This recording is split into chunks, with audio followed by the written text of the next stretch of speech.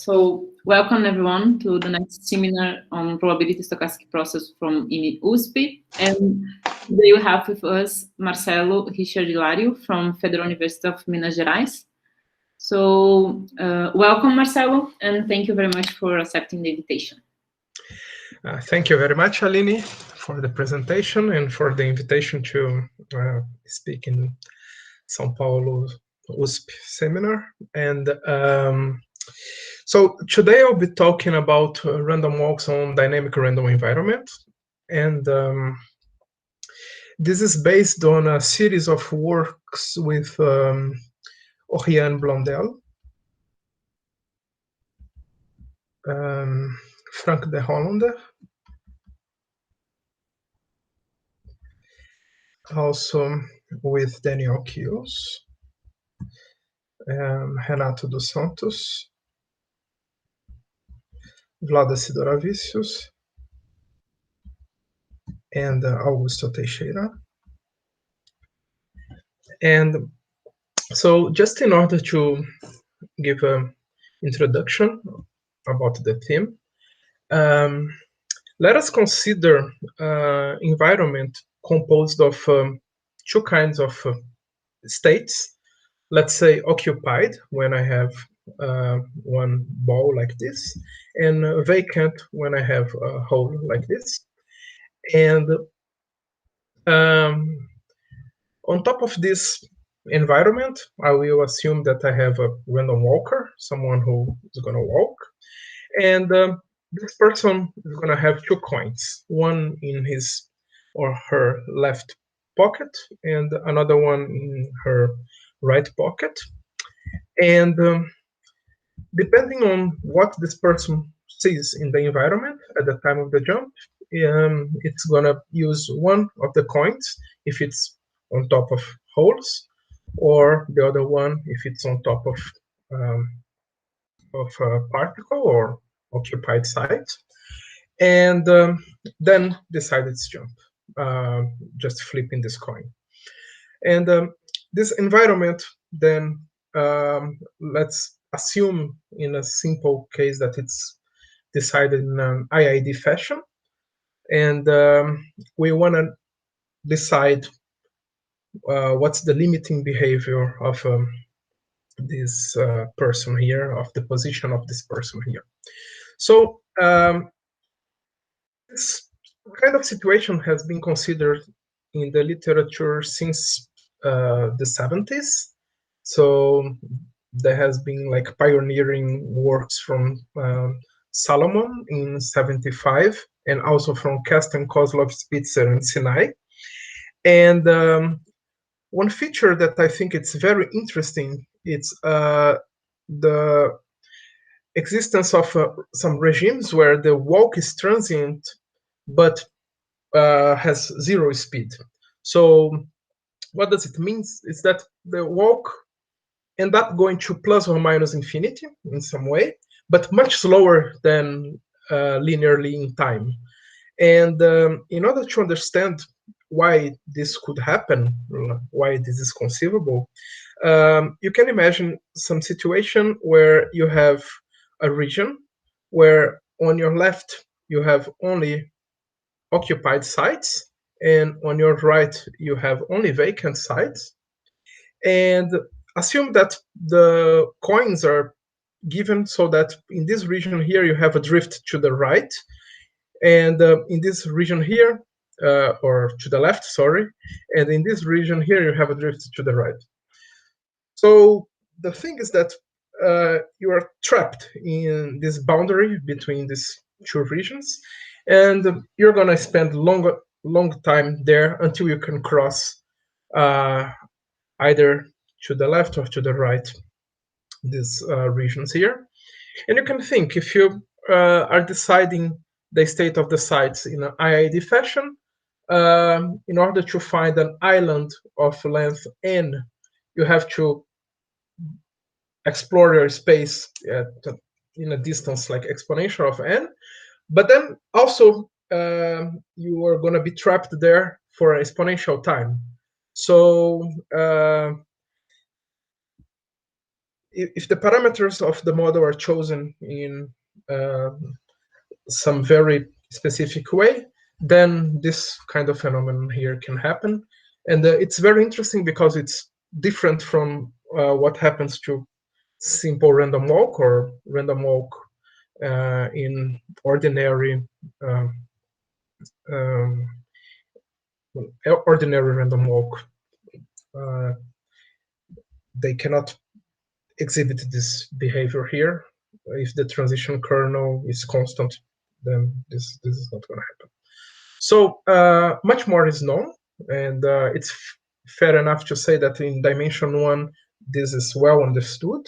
So we have criteria for law of large numbers, central limit theorems, and large deviation principles. And in the higher dimensions, it is still a very active area of research, and there are many people working there. And for sure, every time I cite people here in this talk, I will be unfair because I will for sure forget lots of people. And but these people here are some people involved in this area of research. But what I will talk about is different because I will allow the environment to change as time passes. So I will consider the situation where the environment can change over time. So let us assume that we have more or less the same setting of occupied and vacant sites. And you see, here you have the walker, and she uses her coin and decides to jump left. And now she lands on a site that it's vacant. So now she uses a different coin. And let's say that she comes back to the same site where she started. But now the state of the site has changed. It was occupied at the beginning, and now it's vacant. So it's going to use a different coin in comparison with the coin that she used in the first step. And we want to understand what happens in this situation where both environment and walker are moving or changing. Okay? So in order to give a picture of what happens, here on the left, I have the static environment, and on the right, the dynamic. I will always represent time going upward when I draw these diagrams here, these figures here. And you see, in the situation where you have opposite drifts like this, you can spend maybe lots of time in this boundary here.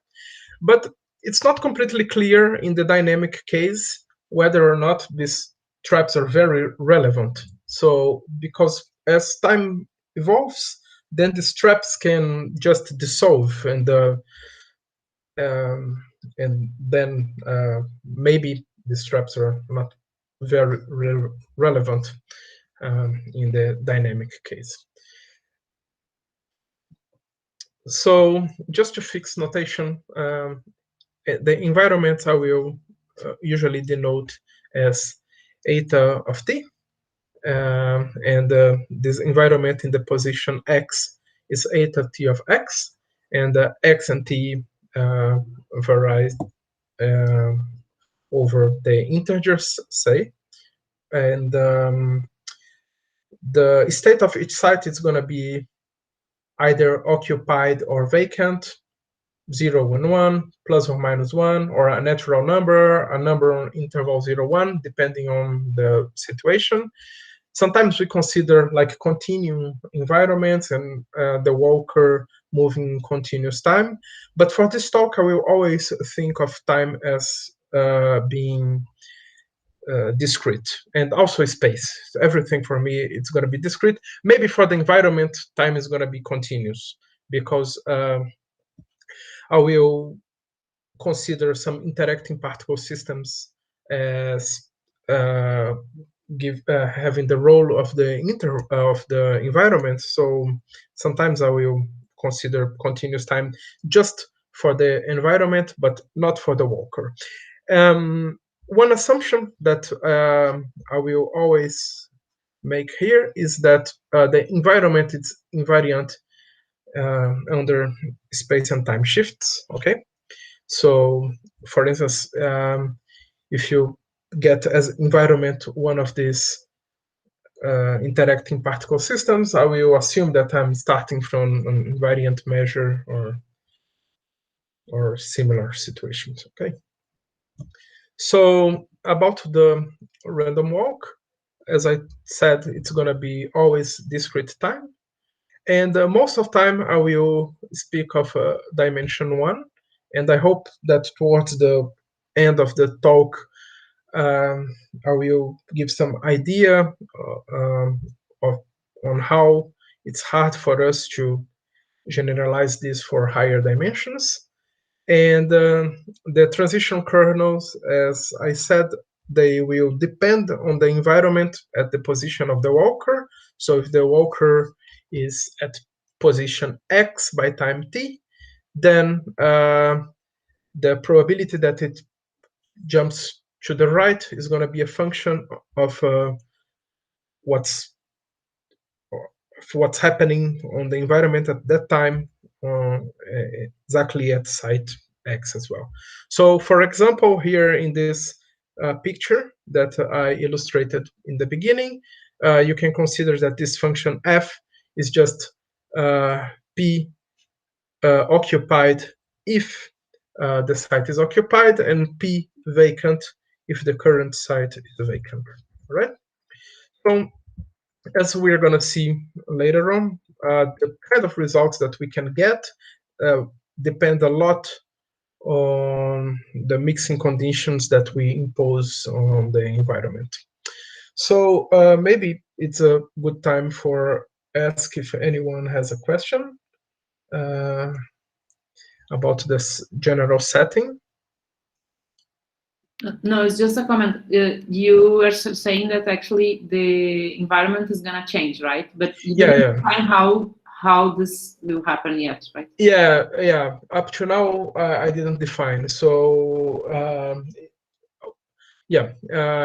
our results will depend a lot on the conditions that we impose, but I will give some examples and say what we get like in different settings. So mainly I will talk about the exclusion process as being in the environment, but also we have some general conditions that we can impose on the environment, that you only check that the environment satisfies some conditions, and then you get the results. Then I'll give some examples later on. But up to now, you just have this environment that it's changing over time, and you have this person walking there using different coins depending on what it's around. So here sometimes we consider a finite window around the position of the person, but let's say that we only consider for this talk the current position of the person that it's trying to walk in this environment. So just a few examples in order to have the opportunity of mentioning previous results of several people. So one of the simplest things that you can consider, it's an environment that it's IID in space and time. So you have these sequences of vacant and occupied, and assume that it refreshes completely at each time step. All right. So you can say, well, but wait a minute. Then if I average this environment, I just see simple random walk, right? Because next step, everything is refreshed. Then you have some probability of using one coin, the other probability of using the other coin, and you just have the ordinary simple random walk under the average law on the environment.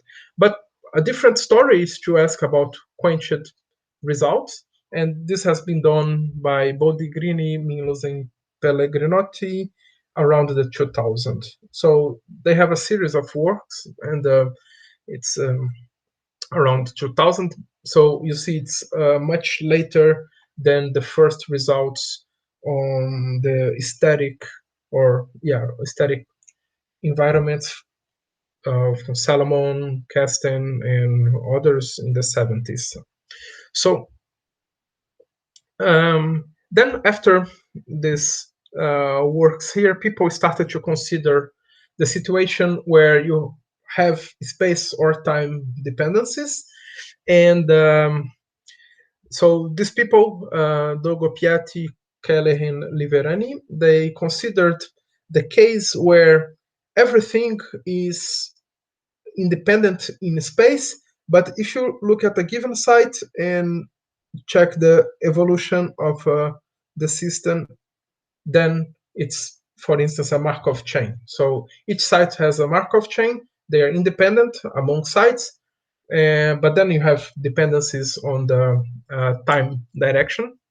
And they were able to prove certain annealed law of large numbers and central limit theorems under weak interactions of the Walker and the environment and extra conditions.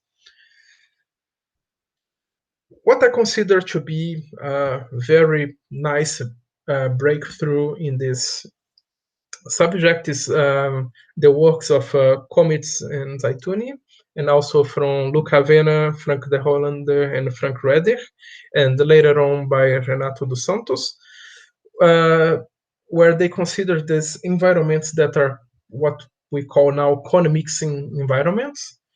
And what's nice here is that this was the one work in the direction of considering space and time correlations, environments with space-time correlations, but general, not only examples, different examples where you can work and obtain results that are very model dependent. So they came up with a condition that you only need to check if the environment satisfies this condition, and then you get law of large numbers first in the work of Luca, and then also central limit theorems and other works that came out later on.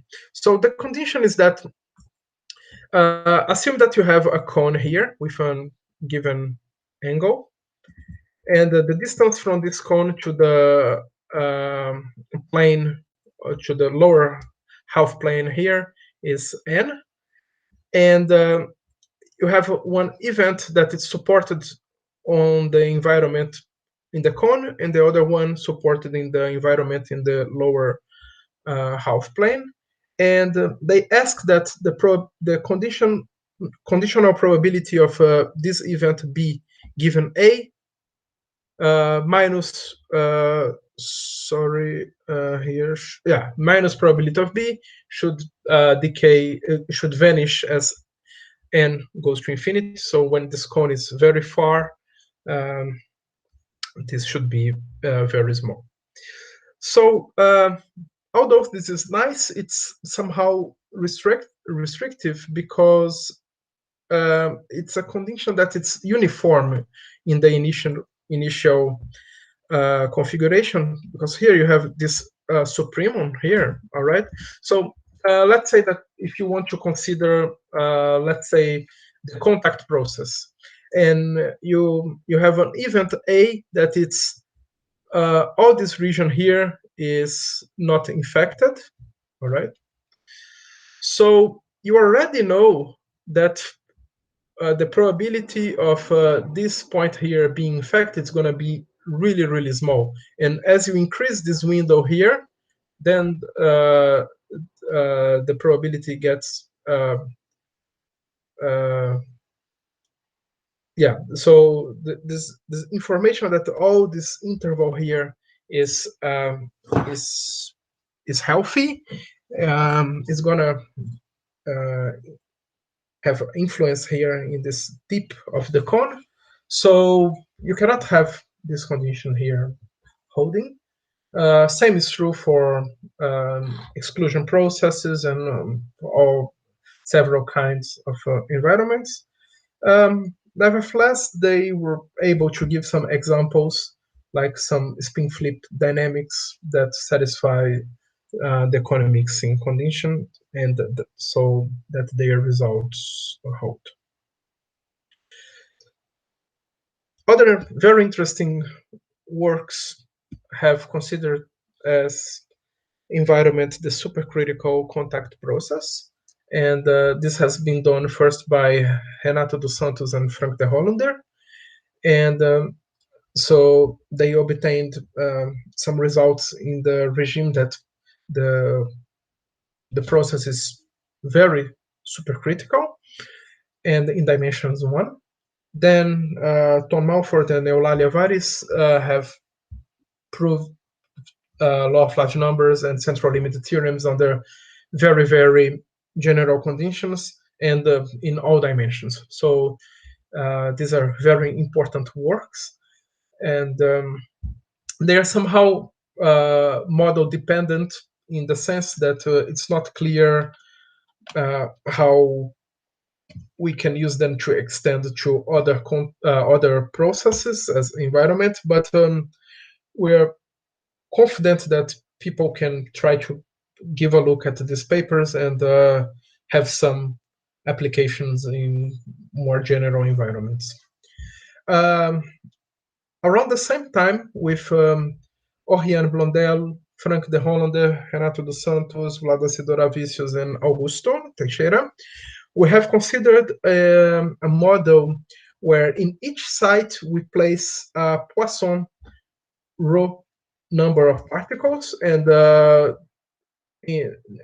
quantity of particles in each site are independent. So you start with product Poisson row, and let's call this row the density, and then you have the Walker here that uses one coin if she's on top of particles, and another one if she's on top of vacant sites.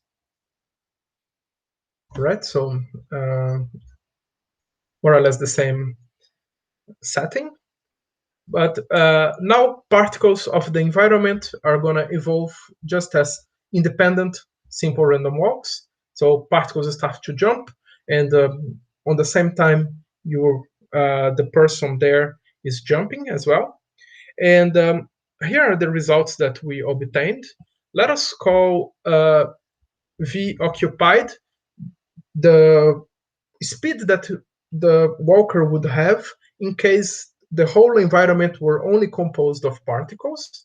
And let's call V vacant the speed that the walker would have in case the environment was all empty. And let us assume, just for convenience, that V occupied is positive and larger than V vacant. And the interesting case is when one drift is to one of the sides and the other one is to the other side. And so here I have this. Let us assume that 0 is here, V vacant is here, and let me get V star in this interval. And what we have proved is that there exists density large enough such that whenever you take a density bigger than this first one, then there exists a speed depending on the second density that you pick, such that first of all you have law of large numbers with that speed, and also you have central limit theorem with a normal limit. Actually, we can prove more. We can prove convergence to Brownian motion, and this was, at least for me, the starting point in working with this kind of models. And what we did in order to obtain these results was first to use a renormalization argument in order to show that the walk is ballistic for large density. And why this should be natural for you? Say, well, if I only see particles, then my speed would be positive. So now I will just pump lots of particles in the system. But that's going to be really hard for me to ever see an empty site. So I almost all the time, I only see particles. Then I should move more or less with some speed. This is complicated to show, but at least to show a limit that you go ballistically, you can use some kind of renormalization. And I will come back to this point later on the talk and show how to do this. And once you are ballistic, now you are in a good situation where you have an environment where particles only diffuse.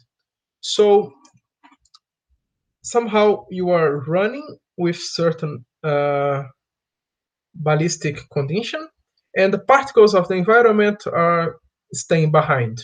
So every particle you ever met, at one point it's going to be behind you. So this information about the environment that you collect then can be forgotten from time to time, and this gives us some kind of regeneration structure. Roughly speaking, you can just cut the trajectory into parts that have random sizes, but that you control well the tails and are independent. So from this, you get the law of large numbers and the central limited theorem. So later on this talk, I will show how to use renormalization to get ballisticity and the law of large numbers, but I will not say much about regeneration. Just one remark here is that this is the kind of results that we call perturbative, in the sense that we have to drive one of the parameters of the model to one value where we know exactly how the behavior is going to be. So if the density was infinity, I will only see particles, then I know I only have simple random walk, and then I know law of large numbers and central limit theorems. And then I get the results not for rho equal to plus infinity, but close to plus infinity, meaning sufficiently high densities. And we have been able to obtain similar results for a dimension higher and density very high, and also for densities that are small but only in dimension 1 up to now. So you might think that, well, maybe the same results would apply to high densities and low densities. And we have some difficulties here in the case of low densities due to the fact that we use some sprinkling techniques, and this gives us some headaches in order to consider very few particles, okay? Because more or less we want to lose particles when we pass from one scale to the other, but we have a lower bound that it's a 0 in this case. Marcelo, can you remind, please, what does it mean V star again, please? Yeah, it's something that I fixed. It's any so fix any V star in between 0 and V occupied. Okay, then there exists density such that for all density higher than this, there exists speed such that you have law of large numbers and CLT. So V star is only how I should understand this. There exists a rho star of the dependence V star. Yeah. This is sorry. Yeah, this is. Or for any V star. I on your question. No. How I should understand the statement? It's just that I forgot to put this V star here. Okay. So for any V star will exist rho star and V. Okay. Thank you. Sorry. Understand. It was completely my fault. Yes. So fix any V star here. Then you have densities that are so high that you get a ballisticity condition with something that it's higher than this V star, and then you get law of large numbers and CLT with a speed that it's higher than this V star. Yeah. All right. Thank you, Anatoly, for your question. And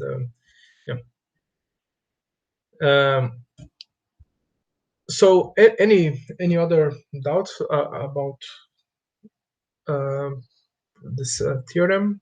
And I hope that I didn't make any other mistake in the statement. But so here also, of course, this is strictly positive and depends on all the parameters, including the density.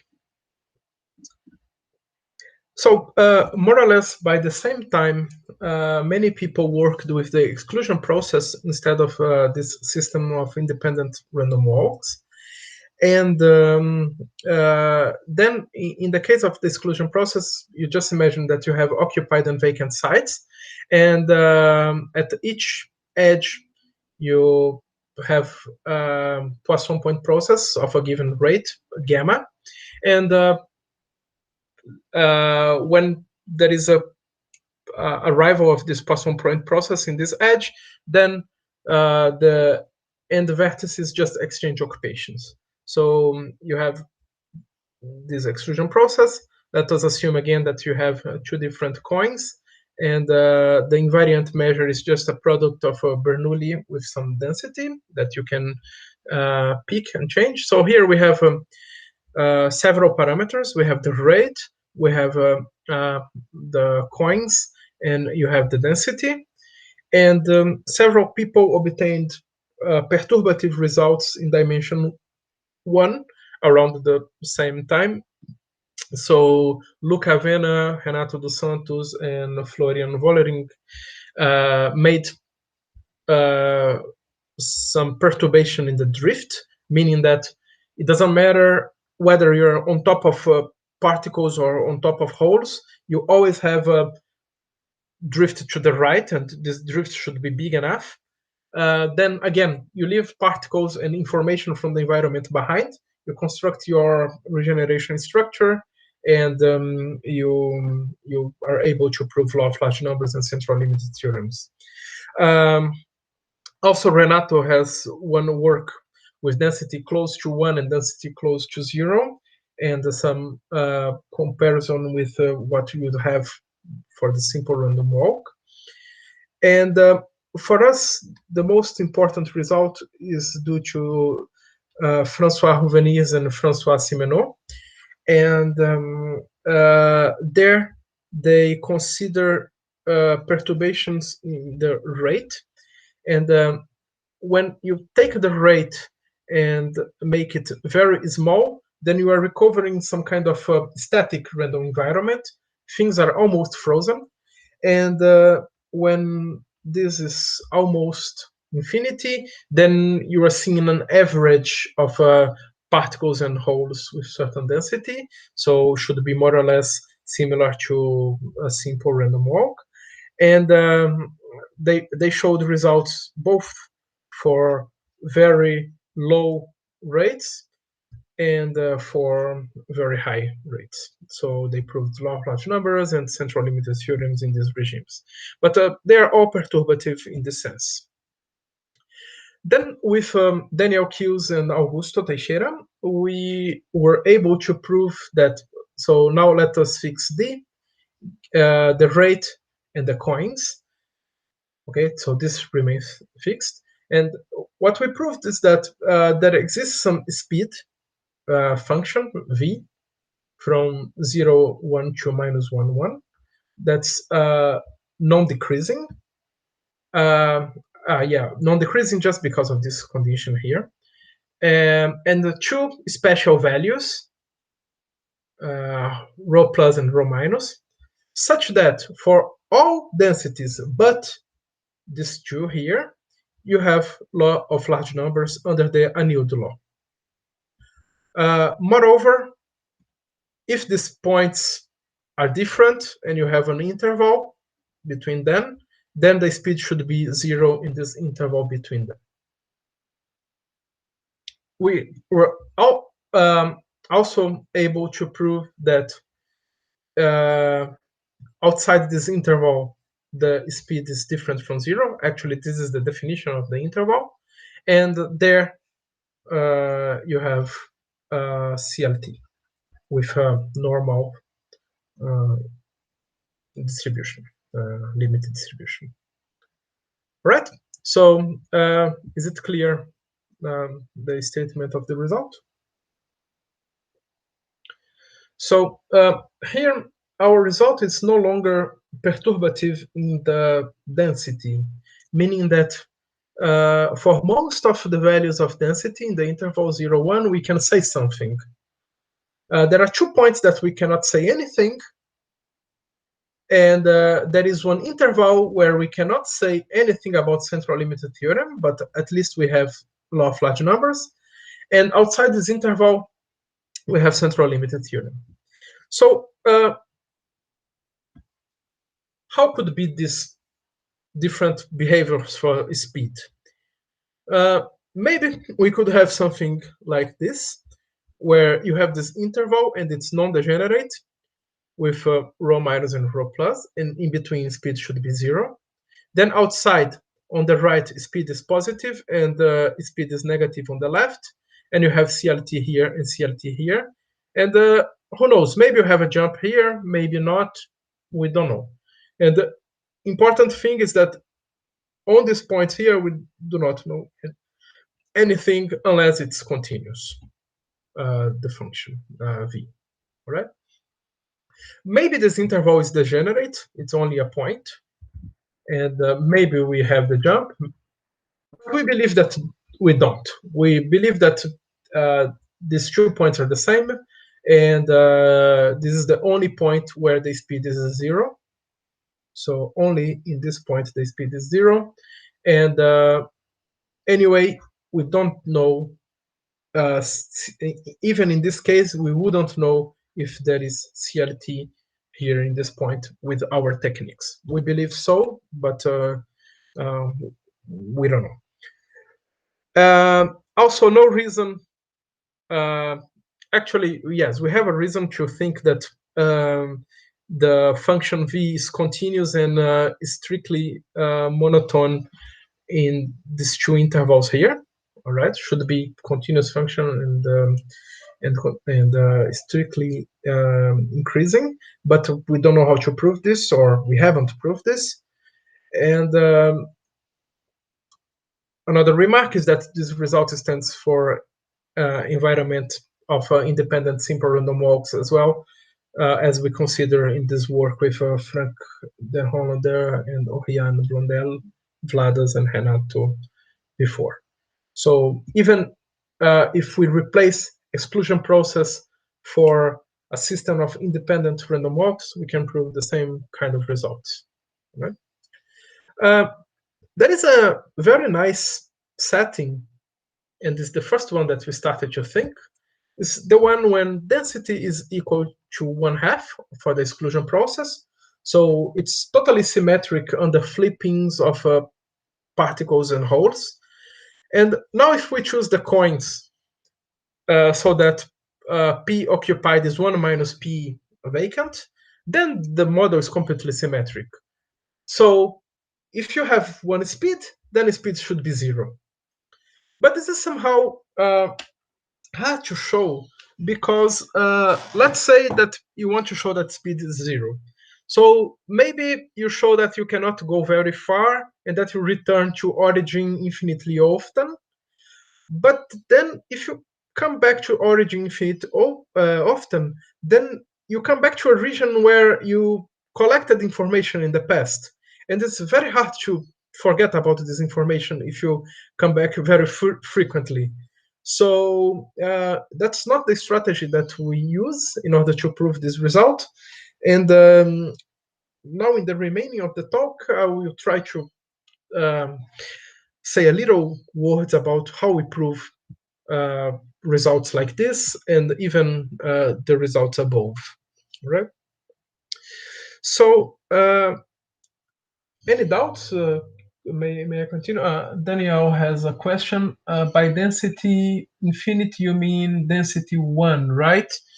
I think this question was posed some time ago, and it was here, right?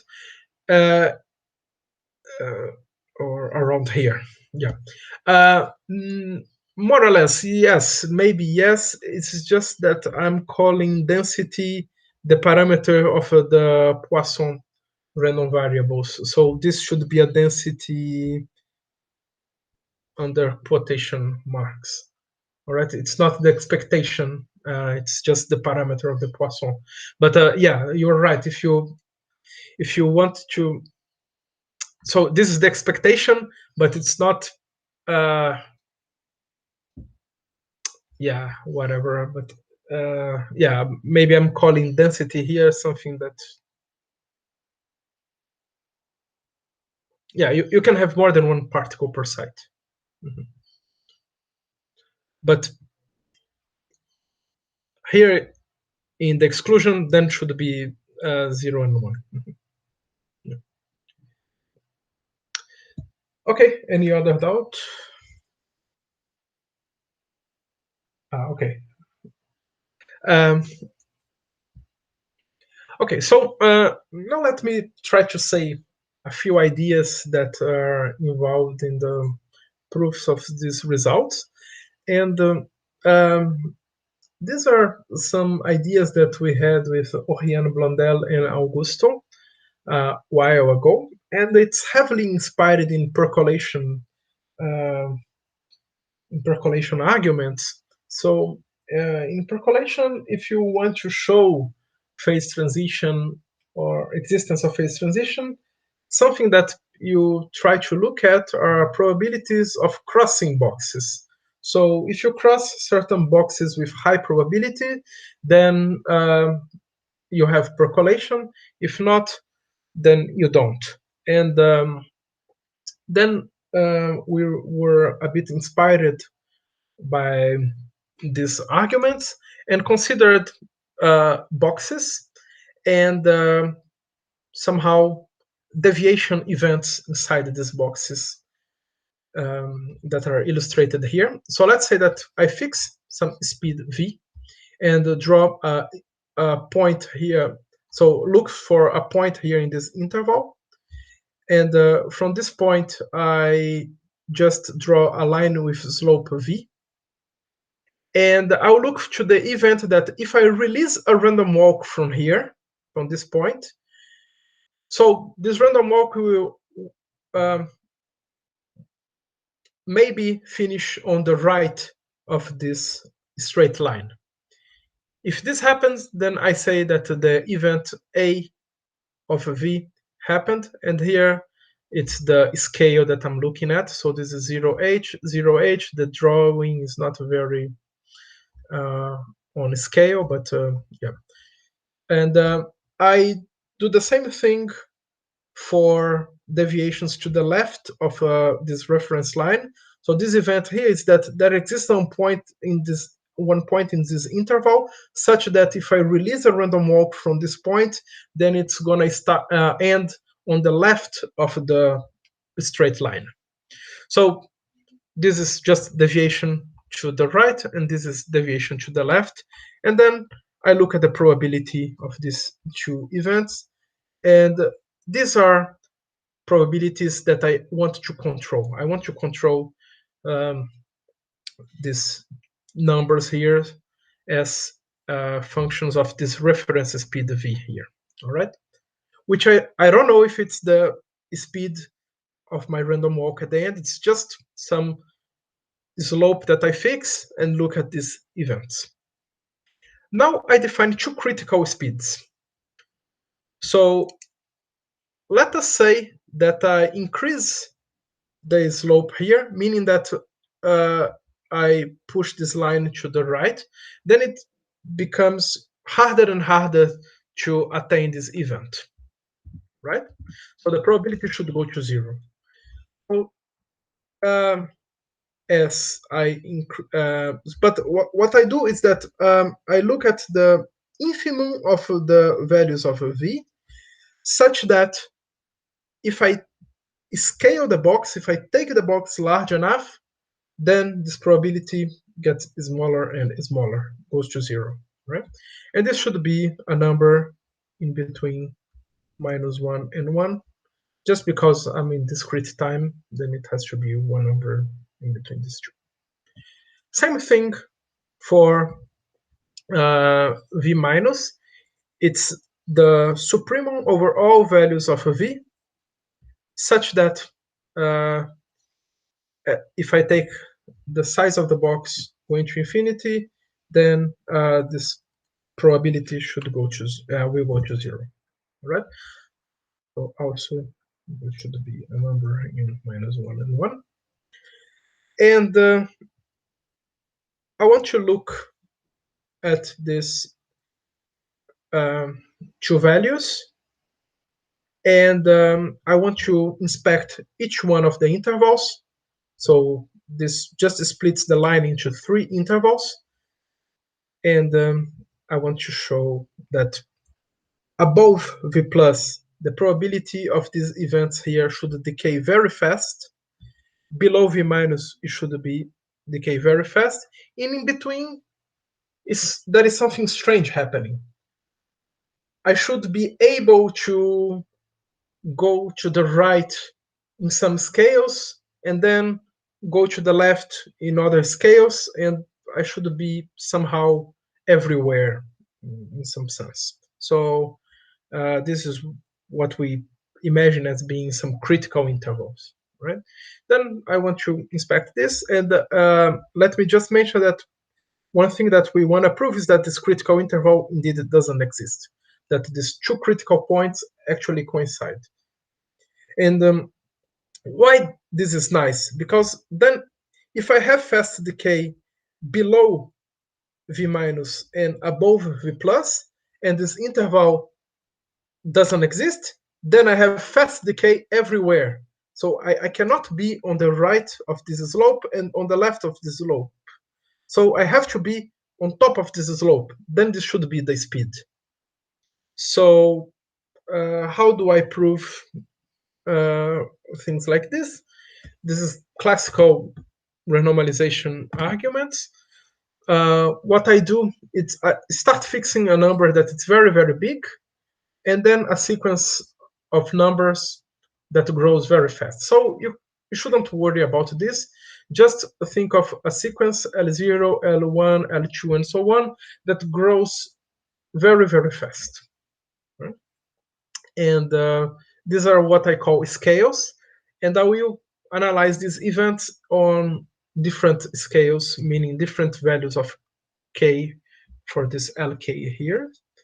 And what we show is that if this event happens in scale k plus 1, then there should be 2 boxes like this one and this one at scale k, where the same kind of event happens. So if I deviated from this slope in scale k plus 1, then there should be 2 boxes of a previous scale where I also deviated. This is not completely true, but let's say it is true. Then let us also assume that these boxes are well separated in time. So if you have this, then the probability of having the deviation in scale LK+1 should be bounded by the amount of ways that I have for picking pairs of boxes like this. So it's just the division from just the, yeah, it's just this factor here of LK+1 divided by LK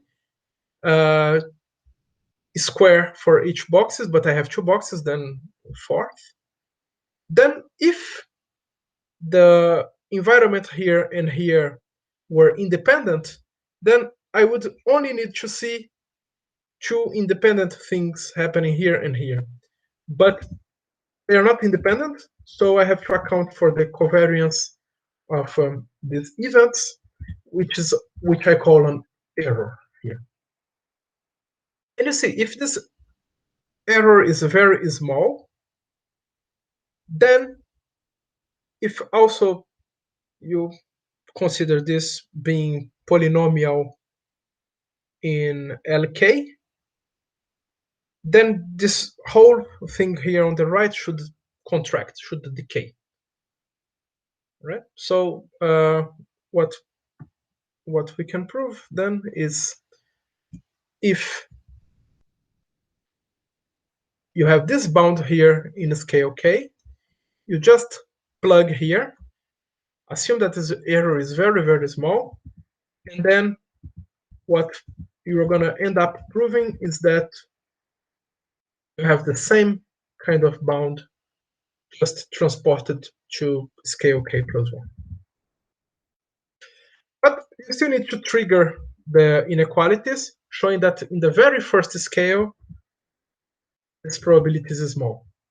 And this is perhaps one nice idea of our paper, is that we do that by just allowing for one scaling factor, little h here. And since we are looking at events above v+,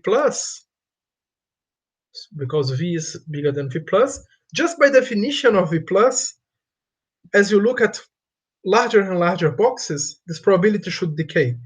So in the first scale, we have a finite size criterion that it's, well, we're looking at the box of size L0, but we are scaling. Then we take this, going to infinity, use the definition of v+, then this should go to 0 just because v is bigger than v+. Then we can trigger the sequence of contractions here and show that indeed this holds for all scales. And how good is this? Well, it depends on the error and depends on the alpha that we can put here. All right. So with Oriane and Augusto, we obtained this decoupling condition here. If the covariance decays faster than some quantity, alpha equal to 8, let's say, then everything is fine. So the bad news is that neither exclusion nor independent simple random walk satisfies this condition. So we have to use, in our paper on the exclusion process, some lateral decoupling. We can only consider boxes that are not aligned on the top of each other, because then it's very hard for particles of the environment to come from one box to the other. So this is what we call lateral decoupling. And the problem is that we can only deal with the cases where v+ is positive, or else we take the maximum with 0. But nevertheless, we can show some results of this kind. Instead of v+, we have v+ maximum 0. So let us not bother with this, and I'm almost finishing. Then we have this v+ and v-, and let's say that we have proven fast decay below V minus and above V plus. And let us suppose, in order to find a contradiction later, that this value is strictly smaller than this value. Then just by the definition of V plus, V minus, you should be able to attain speeds close to V minus often. So these are points where I call traps, are just points that if I release a random walk from there, then my speed is going to be close to V minus. And what's our idea is to show that, okay, this should be enough to delay our random walk so that we are never gonna be able to attain speeds close to V plus. But this is a contradiction because V plus is the first value above which it's harder for me to move. This gives us a contradiction, and then what we prove is that V minus is actually equal to V plus. And with Daniel Kious, we were able to extend this also for the exclusion process. So this gives us a candidate for our speed. It's just the common value in between V plus and V minus. And our renormalization shows that then we cannot be above this V. We cannot be below this V, but we have this annoying maximum with 0 and minimum with 0 because of the lateral decoupling. But in the symmetric case, just by symmetry, then this function has to be 0. And this gives us law of large numbers with this speed. And now if we define rho plus and rho minus as being the maximum value of rho such that the function v rho is 0 and rho minus the minimum value of rho such that above this value the function v is 0, then just by definition here and here the function v should be positive here and negative here. And then in order to prove law of large numbers is a bit more technical because we have to take into account these annoying things here. But nevertheless, we can do it using a decoupling technique with sprinkling. Roughly speaking, we need to change densities as we move scales. And this, we use some techniques from Rangel Baldasso and Augusto Teixeira. And then we get law of large numbers with positive speed and negative speed, depending on the interval. And from CLT, we just use the old ideas from Simenhaus and Huveniers based on regeneration. So I think I am over time, so I will finish here. Let me just mention that with Rangel Baldasso, Enrique Chavez, and Daniel Kious, we are now working on exclusion process in higher dimensions. And this argument of ours here is very, very one-dimensional because of this box crossing things. So we have to have different ideas in higher dimensions. Also, this is a very one-dimensional thing. And with Weberson Arcanjo, who is in the audience, and Renato dos Santos and Rangel Baldasso, we are working on different environments like the zero-range processes. And with Augusto Teixeira, we are working in questions on monotonicity and whether or not central limited theorem holds in this regime of zero speed where we cannot use regeneration. Okay, so I went over time, I'm sorry, but I just want to finish here. Thank you. Thank you, Marcelo. So we have time for maybe only 1 or 2 questions. Anyone have any comment or question?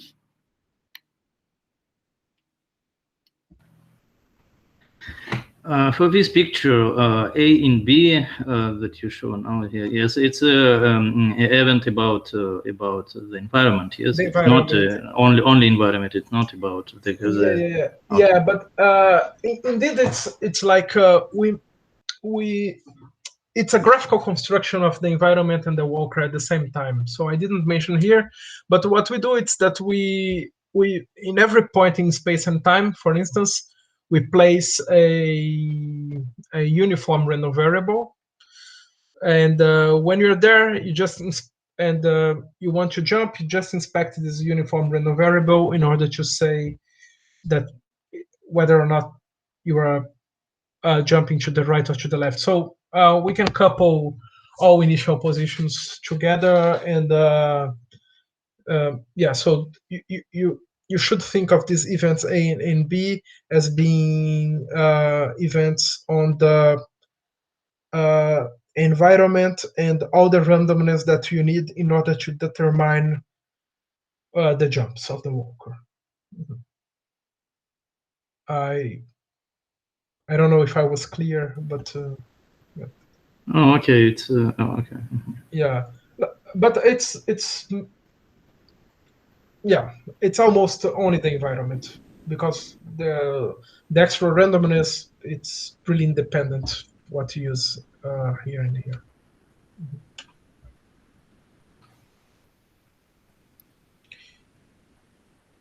It's okay, Anatoly? It's answering? No, it's okay. It's okay. Anyone has any other question? Can I make a question? It's just that at some point when you were explaining that you have some large scale and using the path that moves in some direction, you find two boxes. And you said that this is kind of true, but not exactly true. Yeah, because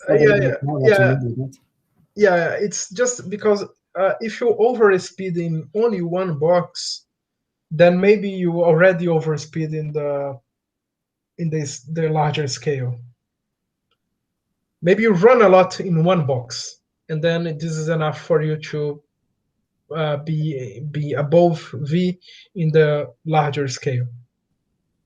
So indeed, what we have to do is to consider a sequence of speeds when we change scales. It's just a complication in the argument. So what we do is that we have V plus here and a V here. And as we move scales, we also move the reference speed. So here, this slope is actually Vk plus 1. But when you look at the events on these boxes, instead of slope Vk plus 1, you should look at a slightly smaller speed that it's Vk. So it's like here is Vk, and the next one is Vk plus 1. So you may think, if I overspeed a lot in scale k plus 1, then for sure I should overspeed in two boxes or much more boxes of scale k. And if, for instance, you overspeed in 100 boxes of scale k, then the first one and the last one should be well separated. Okay, thank you. So yeah, there is some nasty things that we should do here, but yeah, I just didn't want to give lots of details on this. But I can, yeah, I can give you more information if you want later on how we pick this scales. This is speeds, the sequence of speeds. Anyone has any other question? Oh, yes. So thank you, Marcelo, for the very nice talk. Thank you very much. So my question is, I mean, in the exclusion model, you're probably looking at the symmetric case, right? It's the symmetric case. Yeah. So I suppose that in the asymmetric case, things get simpler, no? Can you say more there? Yeah, I think so, but I don't know actually, because in the asymmetric case, there should be a line along which information spreads, right? So Yeah. what I think is that outside this line, then yes, you should be able,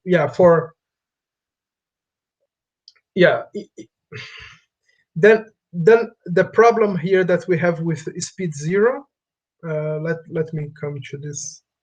Oops, everything went blank. Okay, it's already there. Let me come back to this picture here. So here we clearly have some problems when speed is 0, because we cannot decouple well boxes that are on top of each other. And things are nice for us when we know that speed is positive, or at least when we have some ballisticity with positive speed. Then we can do stuff. And in the asymmetric case, what I think is going to happen is that you're going to have this this line, this different value of v, where maybe you're going to have some problems, but above it and below it, you're going to be fine. But it's an interesting question. It's maybe a very interesting project to future. But I actually don't know, because we also rely a lot in this sprinkling techniques of Rangel and Augusto here, which are now available for the simple symmetric exclusion process. And the problem, so why do we need this decoupling with sprinkling even when speed is positive? It's because of, in order to, let us say that we know that v rho is positive. So we don't need this thing here. And we already know that above v rho, it's very hard for you to move.